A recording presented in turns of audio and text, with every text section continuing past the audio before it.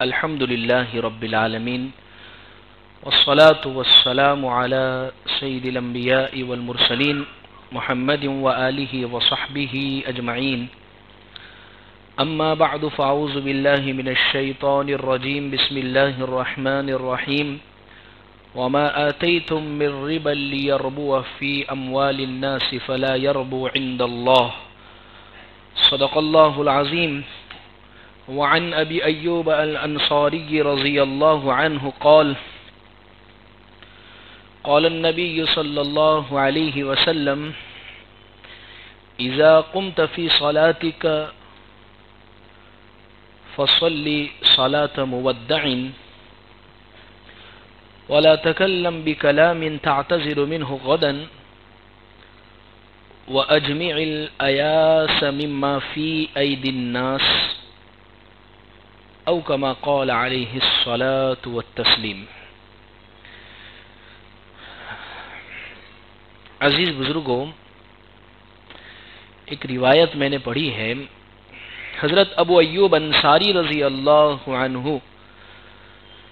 سب سے پہلے مدینہ کے میزبان رسول صلی اللہ علیہ وسلم جو کہلائے، مدینہ میں جن کے مکان پر حضور صلی اللہ علیہ وسلم ابتدا کے شروعات کے 6 مہینے جن کے قیام پر رہے اور حق ادا کیا انہوں نے مہمانی کا، وہ حضرت ایوب انصاری رضی اللہ عنہ کی روایت میں نے پڑھی ہے. 3 وصیتیں اس روایت میں پیارے آقا صلی اللہ علیہ وسلم کی انہوں نے بیان فرمائی ہیں کہ حضور نے 3 باتیں اس روایت میں بیان کی ہیں. سب سے پہلی بات یہ بیان کی ہے: اذا قمت فی صلاتک فصلی صلاۃ مودع، کہ جب نماز پڑھنے کے لیے کھڑے ہو تو ایسی نماز پڑھو گویا یہ بالکل آخری نماز ہے. نماز اسلام کا محتم بشان امر ہے، بہت اہم امر ہے. جب اس کو پڑھے تو ایسی پڑھے کہ آخری نماز ہے. آپ اندازہ لگائیں، جب کسی عبادت کو اس غرض سے کیا جائے گا، جب نماز ہی کو لے لیجئے، اس مقصد اور اس غرض سے کرے کوئی بندہ کہ یہ میری آخری نماز ہے اور اس کے بعد مجھے پڑھنا کوئی بھی نماز نصیب نہیں ہوگی، تو وہ بندہ کیسی نماز پڑھے گا؟ جیسے ہوتا ہے نا بعض مرتبہ کہ ایک بندے کا بہت بڑا آپریشن ہے، بہت بڑا آپریشن ہے، ہارٹ کا آپریشن ہے، کہ بعض مرتبہ انسان اس میں جان سے بھی ہاتھ دھو بیٹھتا ہے، لیکن اس کا علاج بھی کروانا ضروری ہوتا ہے.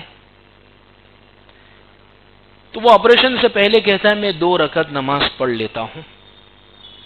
کتنی اخلاص سے، کتنی توجہ سے اور کتنی دھیان لگا کر وہ نماز ہوگی. یعنی انسان کو پھر اس میں یہ لگنے لگتا ہے کہ شاید اس بیماری سے اٹھنا نصیب ہوگا کہ نہیں ہوگا، اس نماز کا اخلاص کیسا ہوگا. اور جب نماز میں اخلاص ایسا آتا ہے تو پھر نمازیں پھر کام بناتی ہیں انسان کے. آج اکثروں کی شکایت یہ ہوتی ہے 5 ٹائم کی نماز بھی پڑھ لی، روزے بھی رکھ لیے، سب حق ادا بھی کرتے ہیں اور پھر بھی کام نہیں بنتے ہیں. تو جیسے عبادت کے کرنے کا حق ہے ویسے بعض مرتبہ ادا نہیں ہو پاتا ہے. نماز مشین کی طرح نہیں، مشین جیسے چالو کر دی کہ بھئی اب اس کو یہ کرنا ہے، اس کے بعد یہ پروسیس ہوگی، اس کے بعد یہ پروسیس ہوگی. نماز مشین کی طرح نہیں پڑھی جائے گی، نماز دھیان اور توجہ لگا کر پڑھی جائے گی. حضرت شیخ نے فضائل اعمال میں وہ جو واقعہ لکھا ہے ایک ڈاکو کا اور ایک شخص کا، کہ ایک مرتبہ ایک بندہ گزر رہا تھا کسی راستے سے، راستے کے اندر ایک شخص ملا اور وہ ڈاکو تھا. اس نے کہا چلو میں آگے چھوڑ دیتا ہوں آپ کو، اور پھر وہ آگے لے جا کر وہ راستہ ایک خوفناک جنگل کے اوپر ختم ہو گیا. اب یہ شخص کہتا ہے کہ میں تجھے ماروں گا اور تیرا سارا سامان لے لوں گا، تو وہ شخص کہتا ہے کہ ٹھیک ہے لے لینا، لیکن 2 رکعت مجھے نماز پڑھنے دینا۔ ایسی توجہ، ایسی دھیان، اتنی اخلاص سے نماز پڑھی۔ اچھا، قرآن کی آیت بھی ایسی آئی، امن یجیب المضطر اذا دعاہ، کہ بے چین، بے قرار، پریشان حال کی پکار صرف اور صرف اللہ ہی سنتے ہیں۔ یہاں نماز وہ ختم ہوئی اور وہاں اس شخص پر، ڈاکو کے اوپر کسی نے حملہ کیا اور وہ وہیں پر زمین پر ڈھیر ہو گیا۔ یہ شخص دوڑا بھی پیچھے کہ کون ہے، تو بس اتنا بتلایا کہ میں تیری پکار پر آنے والا اللہ کی طرف سے بھیجا گیا ایک فرشتہ ہوں۔ اتر سکتے ہیں تیری نصرت کو، کہتے ہیں کہ اتر سکتے ہیں تیری نصرت کو فضائے بدر پیدا کر، یعنی اگر ہماری زندگی کے اندر صحابہ جیسے معاملات آ جاوے تو اللہ تبارک و تعالیٰ کا نظام اب بھی وہی باقی ہے۔ اللہ وہی ہے، اللہ کے فرشتے وہی ہیں، اللہ کا نظام وہی ہے، بس ضرورت اس چیز کی ہے کہ آج کا انسان یہ راہ راست پر آ جاوے۔ پہلی بات حضور نے اس حدیث میں جو بیان فرمائی ہے وہ بڑی، دیکھیے نماز جیسی ہوگی اس کا اثر ہماری پوری زندگی پہ ویسا آئے گا۔ نماز کے اندر اگر جلد بازی ہے، نماز کے اندر توجہ نہیں ہے، نماز کے اندر اگر اخلاص نہیں ہے، نماز کے اندر ریاکاری نہیں، باہر کی زندگی کے اندر پھر یہ سب چیزیں ہوگی۔ دل نہیں لگے گا، جلد بازی والے کام کرے گا۔ نماز، قرآن یہ کہہ رہا ہے 21واں پارہ، ان الصلاۃ تنہی عن الفحشاء والمنکر، نماز بے حیائی سے بھی روک دیتی ہے انسان کو، اور نماز انسان کو برے کاموں سے بھی روک دیتی ہے، لیکن وہ نماز ویسے نماز ہو، پھر نماز پڑھنے کے بعد دل میں یہ پیدا ہو جاوے کہ میں تو نمازی ہوں، میں اللہ کے لیے نماز پڑھنے والا ہوں، میں عبادت کرنے والا ہوں، تو پھر وہ نماز انسان کے پھر کام بناتی ہے۔ پھر وہ بے حیائی کے کام دیکھے گا تو وہ فوراً اس سے نگاہیں جھکا لے گا، گناہ اس کے سامنے آئیں گے تو وہ اس غرض سے چھوڑ دے گا کہ میں تو نمازی ہوں۔ ہوتا ہے نا بعض مرتبہ کہ بعض لوگوں کو گناہ کرنے کے اوپر تانا جو ملتا ہے لوگوں کے اعتبار سے وہ نمازی ہونے کا ملتا ہے۔ جیسے ایک عام بندہ کوئی گناہ کر رہا ہے، شادی کی محفل ہے، کوئی ڈانس کر رہا ہے، ناچ رہا ہے، اور نہ اس کا نماز سے کوئی لینا دینا، نہ کچھ بھی نہیں، تو لوگ اس کو دیکھ کے مزے لیتے۔ لیکن کوئی نمازی آدمی آ گیا بیچ میں تو سب آدمی یہ نماز پڑھتے ہیں نا، نمازی آدمیوں کے ایسا کام کر دے، نمازی آدمیوں کے اس کو شرم نہیں آتی؟ یعنی فوراً یہ بات ذہن میں آئی کہ نمازی ہونے کا تانا لوگ بھی دیتے ہیں، لیکن جب وہی نماز کام کی بنتی ہے تو پھر وہ دوسروں کو تانا دینے کا موقع بھی نہیں دیتی، وہ خود اس کی نماز اس کو راہ راستہ پر لے آتی ہے۔ اس لیے جب نیت باندھے ہماری نماز میں بھی غور کرے، تو جب ہماری جو نماز شروع ہوتی ہے تو ہم کہتے اللہ اکبر، ہاتھ ہم یوں کرتے، اس کا مطلب یہ ہوا اللہ بس آپ ہی ہیں میرے سامنے، باقی ساری چیزوں کو، پوری دنیا کو میں نے پیچھے ڈال دیا ہے، سب کو میں نے پیچھے ڈال دیا، بس آپ ہی ہے۔ اور حدیث پاک میں آتا ہے کہ بندہ اللہ اکبر کہہ کے نیت باندھتا ہے، نماز میں وہ لگا ہوا ہے اور عبادت کے اندر وہ لگا ہوا ہے، جب تک وہ ادھر ادھر متوجہ نہیں ہوتا ہے نماز ہے، کبھی دھیان بھٹک جاتا ہے، اور جتنے بھی بھولے ہوئے کام ہیں اور جتنے لوگوں سے کیے ہوئے وعدے ہیں وہ سب باہر یاد نہیں آتے، وہ سب کے سب یاد آتے ہیں تو نماز میں آتے ہیں۔ اب دیکھیے گا اکثر یہی ہوتا ہے، بھائی وہ شیطان لگا ہوا ہے، مکمل طور پر وہ لگا ہوا ہے، وہ چاہتا ہی نہیں ہے کہ کسی طریقے پر نماز درست ہو جائے، کیونکہ نماز صحیح ہو گئی تو دنیا صحیح ہو جائے گی، نماز صحیح ہو گئی تو آخرت صحیح ہو جائے گی، کیونکہ نماز کا سب سے پہلے حساب ہوگا، نماز پوری نکل گئی تو بندے کو اطمینان ہو جائے گا کہ اب تو سب ٹھیک ہی ہو جائے گا۔ نماز کے اندر اگر کمی رہ گئی تو پھر پوچھ اور پکڑ سخت ہے۔ تو ایسا اکثر ہوتا ہے کہ سب بھولے ہوئے کام، سب لکھے ہوئے پیمنٹ، سب کو یاد دلانے کی جو بات ہے، جس کے ساتھ اہم توجہ والا کام تھا وہ سب کے سب نمازی میں یاد آتا ہے، لیکن انسان اس کو دور کرتا ہے، دور کرتا ہے، دور کرتا ہے. توجہ دھیان لگانے کی کوشش کرتا ہے. بھئی نماز میں نیت باندھ کر کھڑا ہے قیام کے اندر تو اس کی نگاہ سجدے کی جانب ہے. رکوع کے اندر ہے تو وہ پیروں کے اوپر دیکھ رہا ہے، سجدے کے اندر ہے تو وہ ناک کے اوپر دیکھ رہا ہے، قیام میں بیٹھا ہے تو اپنی گود کے اندر نگاہیں ہیں. ان توجہ سے بھی نماز پڑھیں گے تو انشاءاللہ آپ دیکھیں گے نماز میں دھیان بھی لگے گی، نماز میں توجہ بھی لگے گی اور دھیان بھی آپ کا لگے گا. اور جہاں دماغ میں کوئی خیالات پیدا ہوئے آپ دیکھ لیجئے گا آپ کی توجہ ان چیزوں سے ہٹ چکی ہوگی. تو اس لیے سب سے بڑی جو چیز ہے نماز میں دھیان لگانے والی وہ چیز بس وہ یہی، نماز آخری نماز سمجھ کے پڑھے. بس فصلی صلاۃ مودع، ایسی نماز پڑھو کہ بس اب اس کے بعد نماز پڑھنا، ابھی میں جمعہ کی نماز کا سلام پھیروں گا، اس کے بعد پتہ نہیں نماز پڑھنا نصیب ہوگی کہ نہیں ہوگی. اور نماز جیسی اتنی اہم عبادت، دیکھیے دوسری عبادتیں کرتے وقت وہ عبادتیں ہیں، نیک کام ہے، اللہ کا حکم ہے، اللہ کی طرف سے بہت بڑا ثواب ہے، لیکن اس میں کوئی حیت انسان کی نہیں بنتی ہے. جیسے زکوٰۃ، انسان سواری پہ بھی چلتے چلتے دے دیتا، گاڑی میں بیٹھے کوئی فقیر آئے نہیں دے دیتے، سوتے سوتے بھی زکوٰۃ دے دیتا ہے، کھاتے کھاتے بھی زکوٰۃ دے دیتا ہے. بھئی حج چلتے چلتے پھرتے پھرتے بھی حج ہو جاتا ہے. رمضان کے روزے بھئی رکھے ہوئے اور کام بھی کر رہے ہیں. لیکن نماز ایک ایسی عبادت ہے سب چیزیں بالکل پیچھے رکھ دی، کچھ بھی نہیں. نماز تو پھر صرف نماز ہی ہے. نہ کھانا ہے اس میں، اگر سو گئے نیند آ گئی تو نماز آپ کی ٹوٹ جائے گی، کھا لیا تو آپ کی نماز ٹوٹ جائے گی. اتنا ہی نہیں، ہنس بھی دیے تو بھی نماز آپ کی ٹوٹ جائے گی. کسی کی بات کا جواب دے دیا تو بھی آپ کی نماز ٹوٹ جائے گی. ادھر ادھر دیکھنے لگ گئے تو بھی آپ کی نماز ٹوٹ جائے گی. کیونکہ اللہ یہ چاہتے ہیں بس یہ میرا ہے تو اب مکمل میرا ہی بن کر رہے. یہ ہے نماز کا مقصد. تو اس لیے عزیز بزرگوں، سب سے پہلی نصیحت حضور پاک صلی اللہ علیہ وسلم کی اس روایت میں یہ ہے کہ فصلی صلاۃ مودع، نماز پڑھیں تو ایسی نماز پڑھیں کہ گویا یہ آخری نماز ہے. پہلی وصیت.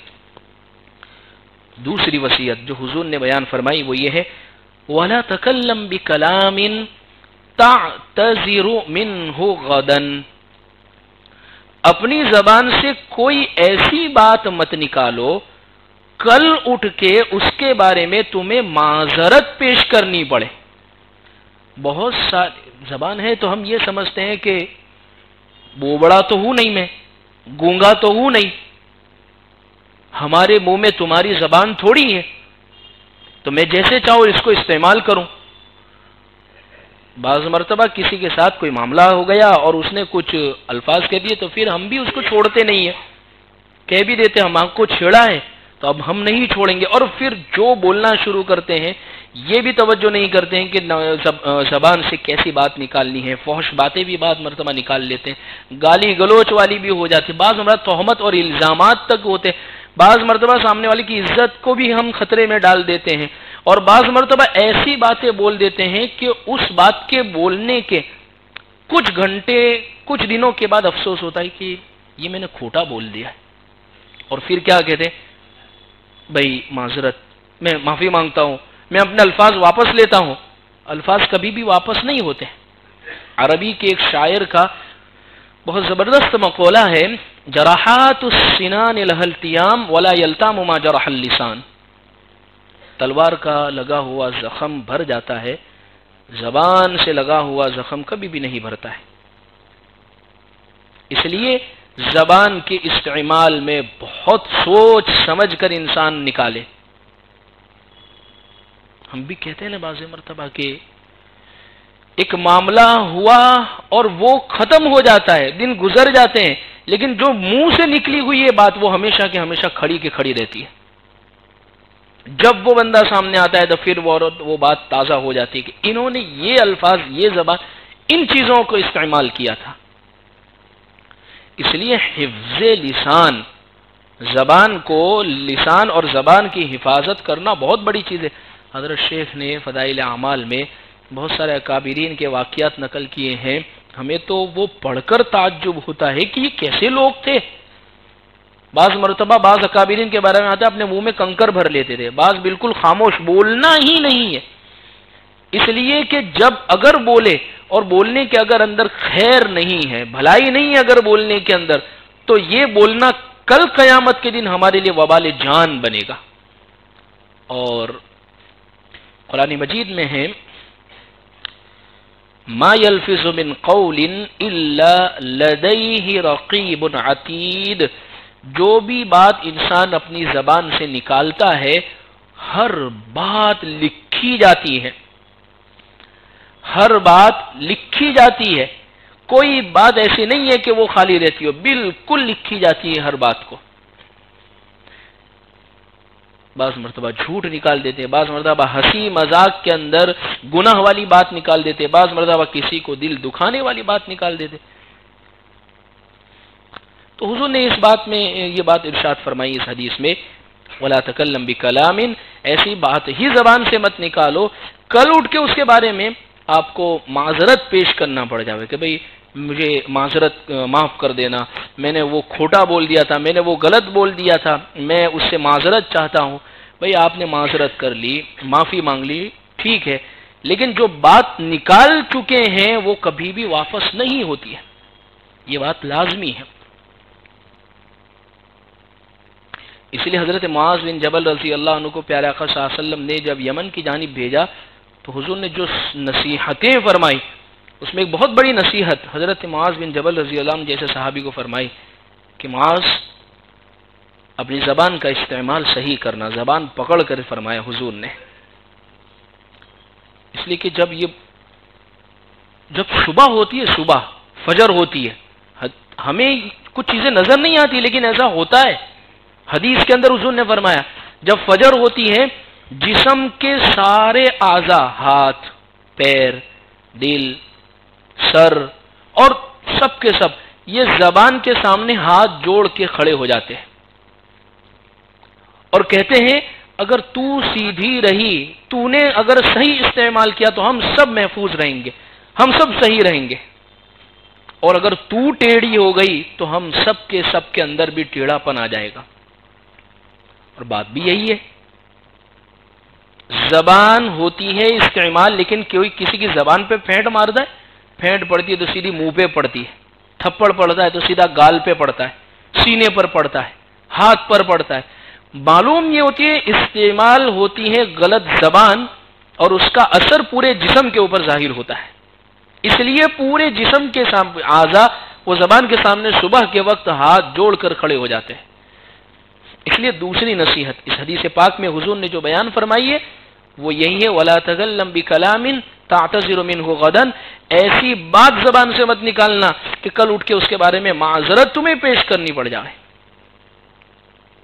دو باتیں ہو گئی، تیسری اور آخری بات وَأَجْمِعِ الْأَيَاسَ مِمَّا فِي أَيْدِ النَّاسِ، بہت بڑی بات ہے، وَأَجْمِعِ الْأَيَاسَ مِمَّا فِي أَيْدِ النَّاسِ، خلاصہ اس بات کا یہ ہے کسی بھی شخص سے، کسی بھی انسان سے کوئی توقع اور کوئی امید کبھی بھی قائم مت کرنا، کسی بھی شخص سے توقع قائم مت کرنا، کسی سے بھی کوئی امید قائم مت کرنا۔ امید اور توقع صرف اللہ کی ذات سے، کسی انسان سے نہیں۔ جیسے کیا ہوتا ہے میں بتاؤں، توقع قائم رکھنے کا نقصان کیا ہوتا ہے، توقع قائم رکھنا ہمیں کون کون سے گناہوں تک لے جاتا ہے اور توقع قائم رکھنے کے نتائج کیا ہوتے ہیں۔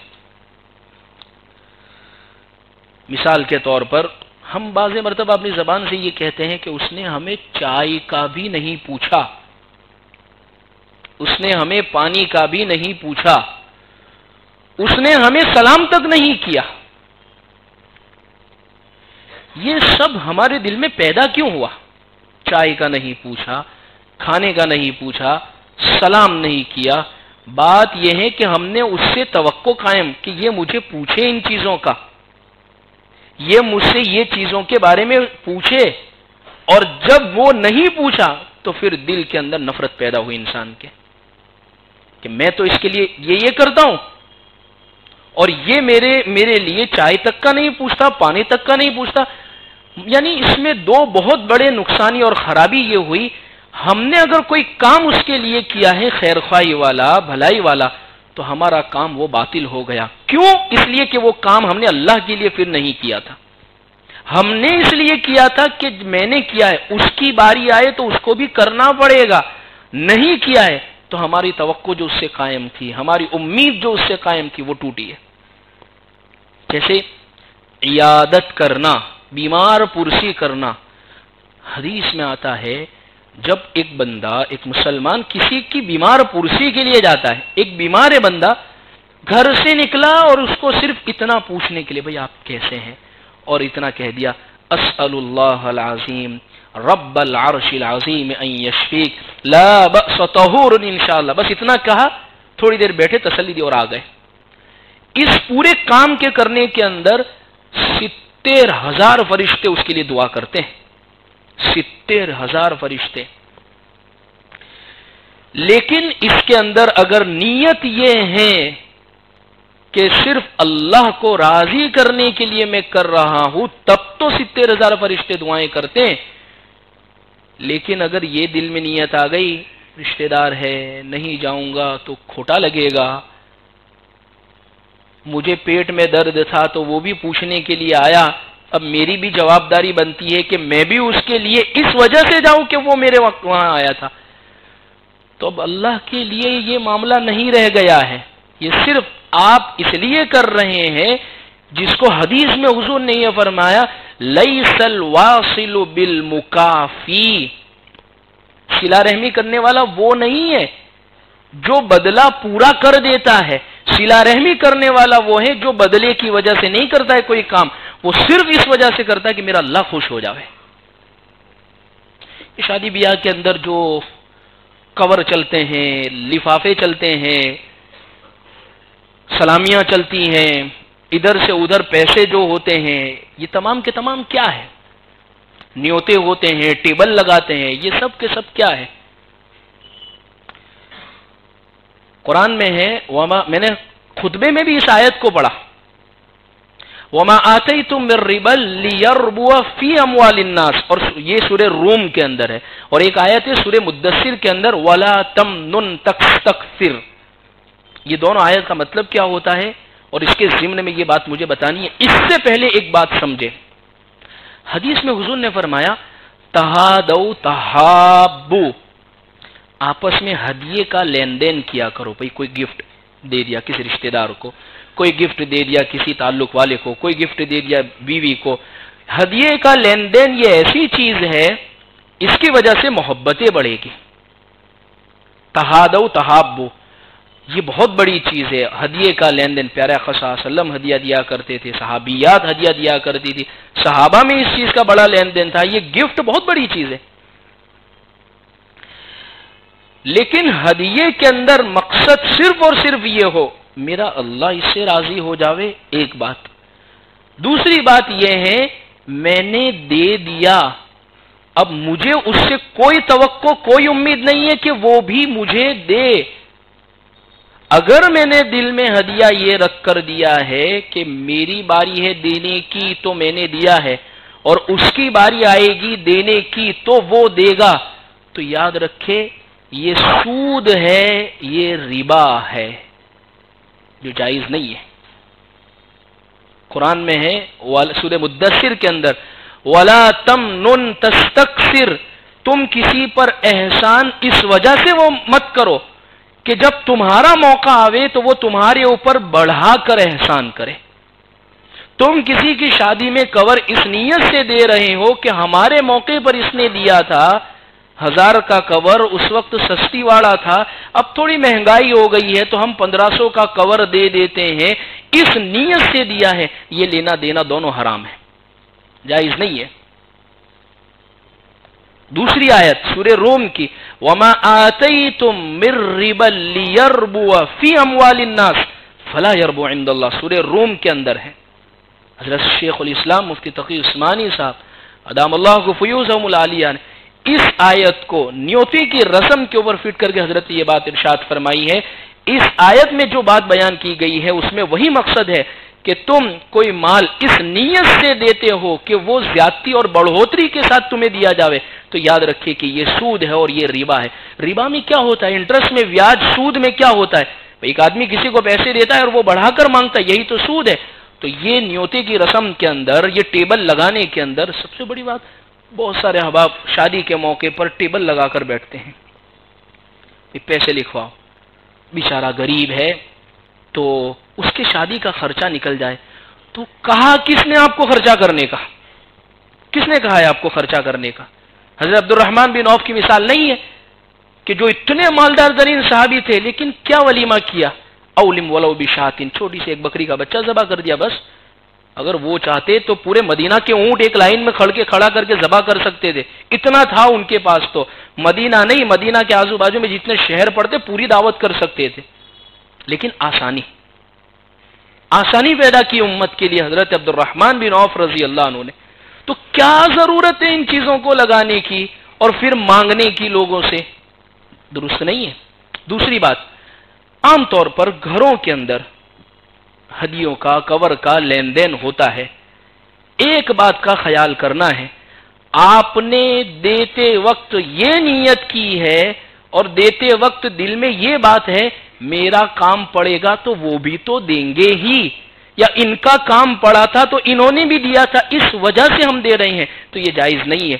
لیکن آپ دل کی محبت کی وجہ سے، بھئی اس سے ایک تعلق ہے، محبت ہے، بس میں نے دیا، بس اس وجہ سے میں نے ہدیہ دیا، یہ جائز ہے. لیکن دل میں ذرہ برابر بھی یہ خیال آیا، پتہ نہیں عورتیں آپس میں باتیں بھی کرتی ہے کہ سلامی میں اتنے پیسے چلے گئے، دینے پڑیں گے، نہیں دیں گے تو اچھا نہیں لگے گا. دوسرے تو کتنی دے رہی ہے؟ کہا اتنے دے رہی ہوں. کہا کہ اتنے دینے پڑیں گے، اب تو بھاؤ بڑھ گیا ہے.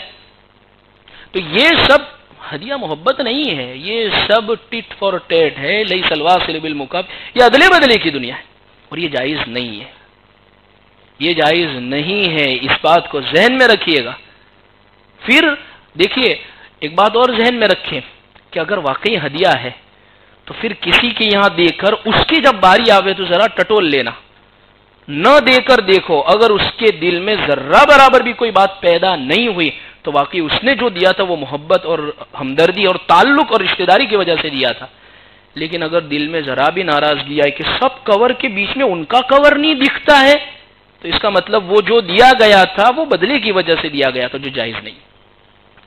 اس لیے میں اس پر یہ بات سنا رہا ہوں کہ کبھی بھی کسی کے ساتھ کوئی احسان کا معاملہ کرے، کبھی کسی کے ساتھ کوئی ہمدردی کا معاملہ کرے، کبھی بھی کوئی توقع رکھے ہی نہیں کسی سے کہ یہ میرے ساتھ احسان اور ہمدردی کا معاملہ. بھئی میں نے جو کیا ہے بس اللہ کے لیے کیا ہے. اسی کو حدیث میں حضور نے یوں سمجھایا ہے اور فرمایا ہے وَأَجْمِعِ الْأَيَاسَ مِمَّا فِي أَيْدِ النَّاسِ، جو کچھ لوگوں کے پاس ہے ان سے بالکل نا امید ہو جاؤ، کوئی توقع ہی نہیں، کوئی امید ہی نہیں. اکثر لوگوں کی ناراضگیوں کی وجہ آپ غور کرنا، یہی توقعات اور یہی امیدیں ہوا کرتی ہے کہ اس نے اس سے امید کہ مجھے شادی میں بھی نہیں بلایا. ارے حضرت عبد الرحمن بن عوف نے حضور کو نہیں بلایا نکاح میں. حضرت عبد الرحمن بن عوف رضی اللہ عنہ نے حضور کیونکہ انہوں نے شادی کو اس کی جگہ پر رکھا تھا، سنت ہے یہ. حضور ناراض بھی نہیں ہو کہ یاد بھی نہیں کیا، بلایا بھی نہیں. ارے حضور نے مبارکبادی دی، مبارکبادی دے کر مسئلہ بتایا اور پھر آگے فرمایا کہ اب کیا کرنا ہے.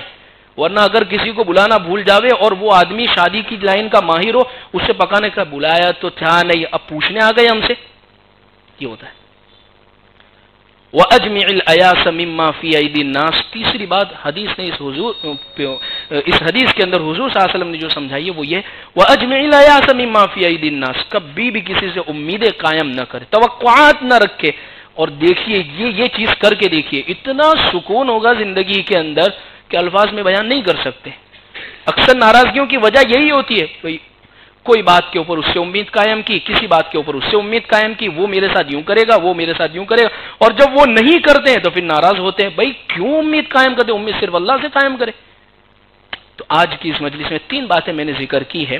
حضور کی 3 وصیتیں ہیں. حضرت ابو ایوب انصاری رضی اللہ عنہ اس حدیث کے راوی ہے. پہلی بات، نماز پڑھے تو ایسی پڑھے کہ آخری نماز ہو. دوسری بات یہ ہے کبھی بھی زبان سے ایسی بات نہ نکالے کہ اس کے بارے میں معذرت پیش کرنی پڑے بعد میں. اور تیسری بات، لوگوں کے پاس جو کچھ بھی ہے ان سے بالکل نا امید ہو جاوے، کوئی توقع کوئی امید کسی سے قائم نہ رکھے. اللہ سے دعا ہے اللہ ہمیں ان باتوں پر عمل کی توفیق عطا فرمائے. وآخر دعوانا الحمدللہ رب